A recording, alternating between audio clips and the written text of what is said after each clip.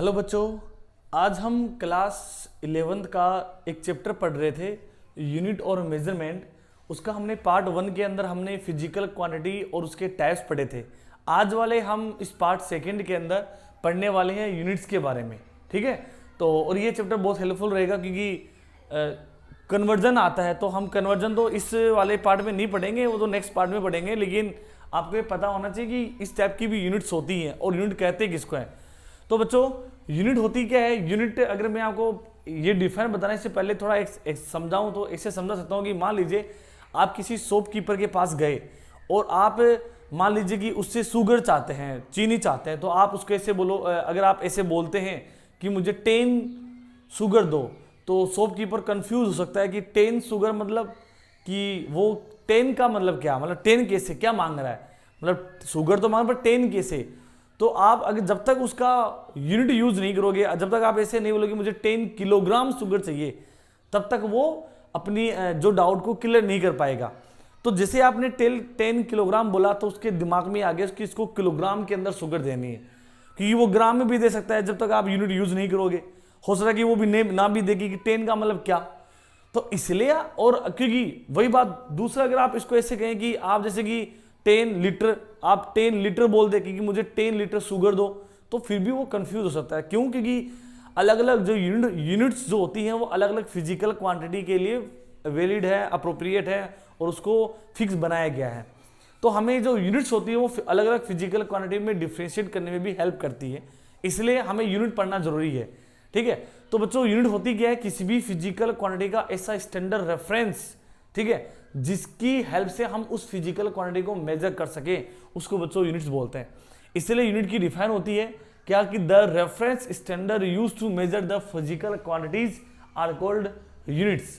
ठीक है, मतलब किसी भी फिजिकल क्वांटिटी को एक रेफरेंस स्टैंडर्ड तरीके से मापने वाला एक स्टैंडर्ड तरीका, ठीक है, जिसके अंदर हम उसको मेजर कर सकें, वो कहलाती है बच्चों यूनिट्स।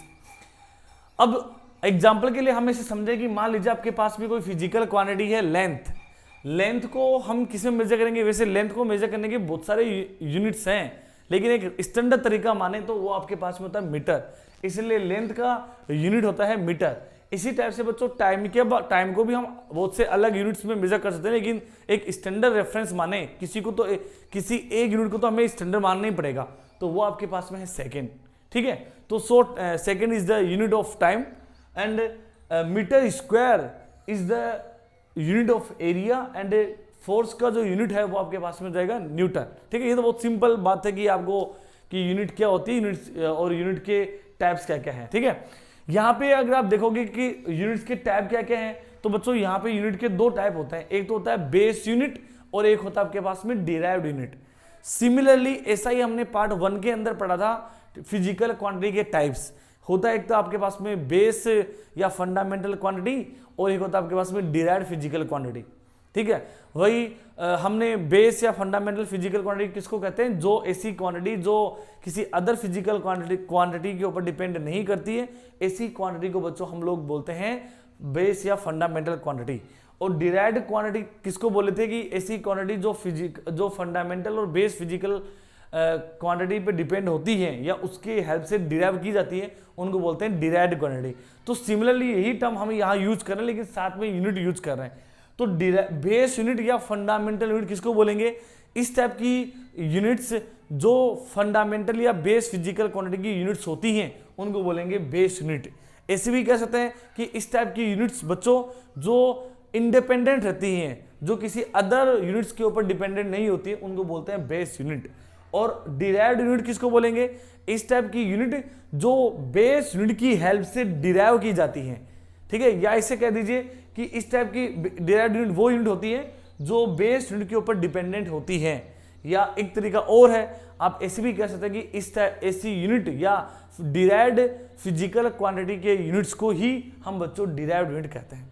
ठीक है, समझने के लिए आगे हम ऐसे कर सकते हैं कि मान लो बच्चों ये आपके पास में लेंथ है, लेंथ एक फंडामेंटल क्वांटिटी है और इस फंडामेंटल क्वांटिटी का जो यूनिट होगा वो आपके पास हो जाएगा मीटर, इसलिए metre is the base unit. इसी टाइप से आपके पास में सेकेंड फिजिकल क्वांटिटी है मास भी आपके पास में एक बेस या फंडामेंटल क्वांटिटी है, इसलिए मास का जो यूनिट होगा वो हो जाएगा किलोग्राम, इसलिए kilogram metre, kilogram, kilogram, metre, ये दोनों ही क्या है बच्चों, बेस यूनिट है। इसी टाइप से बच्चों आपके पास में टाइम का जो यूनिट होता है वो आपके पास में होता है सेकंड, ठीक है, और टेम्परेचर का जो यूनिट होता है वो आपके पास में होता है केल्विन, केल्विन, ठीक है। और ये लेंथ, मास, टाइम, टेम्परेचर, ये सब क्या है, ये फंडामेंटल फिजिकल क्वांटिटी है, और इनके जो यूनिट होंगे उनको हम बोलेंगे बेस यूनिट। इसी टाइप से बच्चों आपके पास में आता है डिराइव्ड यूनिट। बच्चों डिराइव्ड यूनिट क्या होती है, डिराइव्ड फिजिकल क्वांटिटी के यूनिट को ही हम बच्चों डिराइव्ड यूनिट कहते हैं। उसकी उसी सीक्वेंस में देखो आगे क्या है, एरिया जो होता है एक ये डिराइव्ड फिजिकल क्वांटिटी है, इसलिए इसका जो यूनिट होगा वो आपके पास में डिराइव्ड यूनिट कहलाएगा। कैसे बच्चों, एरिया का फॉर्मूला होता है लेंथ इनटू ब्रेथ, ठीक है। अब लेंथ का यूनिट होता है आपके पास में मीटर और ब्रेथ का यूनिट होता है मीटर, तो ये बन जाएगा आपके पास में मीटर स्क्वायर।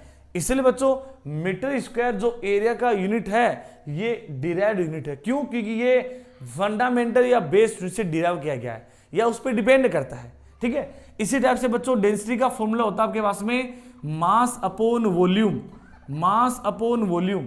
तो डेंसिटी एक डिराइव्ड फिजिकल क्वांटिटी है जो मास और वॉल्यूम पे डिपेंड करती है, इसलिए वो डेंसिटी का जो यूनिट होगा वो आपके पास में डिराइव्ड यूनिट कहलाएगा।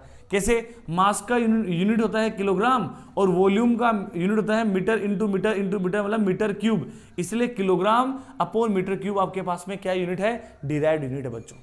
इसी टाइप से स्पीड का जो फॉर्मूला होता है बच्चों, ये होता है आपके पास में डिस्टेंस अपॉन टाइम। और ध्यान ये रखना स्पीड भी एक डिराइव्ड फिजिकल क्वांटिटी है, इसलिए इसका यूनिट भी क्या होगा, डिराइव्ड यूनिट। कैसे? डिस्टेंस को लिखते हैं मीटर में और टाइम को मेजर करते हैं सेकंड में, इसलिए मीटर पर सेकंड भी आपके पास में डिराइव्ड यूनिट है, ठीक है। सिमिलरली वॉल्यूम का जो फॉर्मूला होता है length into breadth into height, और हम इनको मेजर करेंगे metre into metre into metre, और ये बन जाएगा आपके पास में मीटर क्यूब। इसलिए बच्चों मीटर क्यूब भी डिराइव्ड यूनिट्स है। इस टाइप की बहुत सारी डिराइव्ड फिजिकल क्वांटिटी है, उन सबके यूनिट्स को ही हम क्या बोलते हैं, डिराइव्ड यूनिट्स कहते हैं। तो आपने आज इस पार्ट 2 के अंदर आप लोगों ने यूनिट्स के बारे में पढ़ा है और यूनिट्स के टाइप पढ़े हैं। अगर आपको इसमें कोई डाउट है तो आप कमेंट सेक्शन में अपना क्वेश्चन ड्रॉप करना, ताकि हम आपके क्वेश्चन को बहुत ही अच्छी तरीके से समझाने में आपकी हेल्प कर सकें, रेस्पॉन्ड कर सकें। Thank you.